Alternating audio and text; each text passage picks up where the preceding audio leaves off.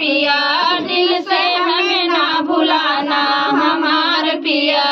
कहाँ बनी चौकी कहाँ बनी थाना, कहाँ बनी चौकी कहाँ बनी थाना, कहाँ बनी जेल खाना हमार पिया, कहाँ बनी जेल खाना हमार पिया।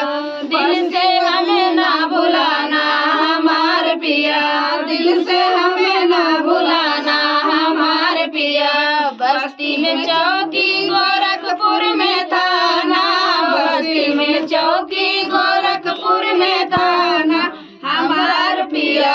देवरिया में बने जेल खाना हमार पिया, देवरिया में बने जेल खाना हमार पिया। दिल से हमें ना भुलाना हमार पिया, दिल से हमें ना भुलाना हमार पिया। के करे लिए चौकी के करे लिए थाना, के करे लिए चौकी के करे लिए थाना, के करे लिए जेल खाना हमार पिया, के करे लिए जेल खाना हमार पिया। दिल से हमें ना भुलाना हमार पिया, दिल से हमें ना भुलाना हमार पिया।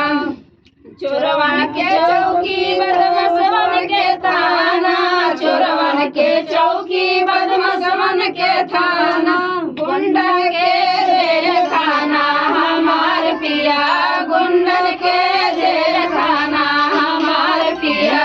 दिल से हमें ना भुलाना हमार पिया, दिल से हमें ना भुलाना हमार पिया।